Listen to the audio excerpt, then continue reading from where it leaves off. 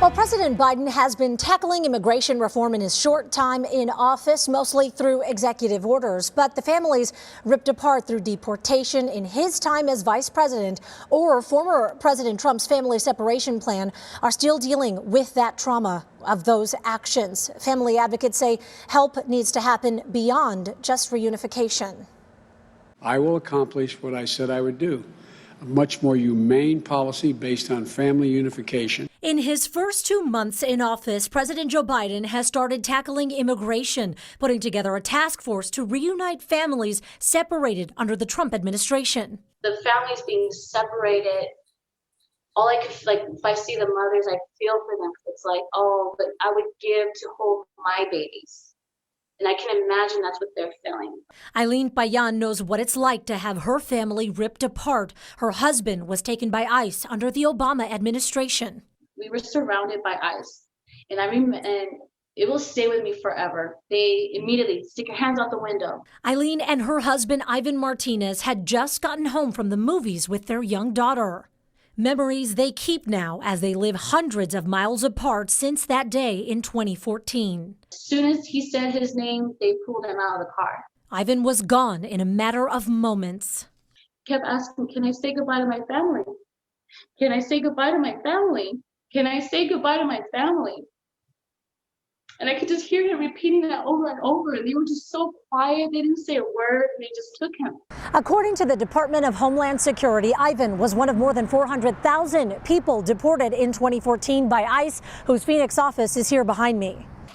And in 2018, when former President Trump implemented his aggressive family separation policy, Eileen says she relived her nightmare all over again. President Biden took a major step in reuniting those separated families. But psychologist Dr. Martha Muñoz says that's just the first step in healing for these families. But it's not going to be enough. He needs to start seeing what else is coming after. Videos like this show what even months apart can do to families. When migrant families were reunited in 2018 after being apart, some children didn't recognize their own parents anymore. The first 3 years in a person is very important, and the infant is very important. If they don't develop this bonding with them, it's going to be very difficult. They can develop some kind of attachment, but it's not going to be the same ever. Dr. Muñoz has seen those effects in her patients before. They are going to live the whole life with a hole in their chest. You know, they don't know where it's coming from, but it's coming from the lack of affection from the mom or the family around. And Eileen's daughter, there the day her father was taken, was changed forever in her mom's eyes. Before Ivan was taken, she was very goofy, outgoing, kid. And now she's a very reserved person.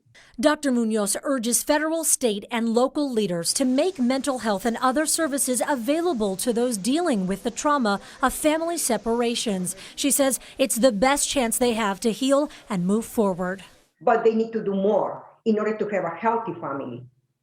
To create some kind of department to provide easy access to mental health for the immigrants is what I really think. Now, deportations have not stopped under the Biden administration. Hundreds of people have already been deported since he took office. And recently, a judge shot down his 100-day moratorium on deportations. Dr. Muñoz does hold free help sessions on her Facebook. We've listed that information on this story on abc15.com. Next.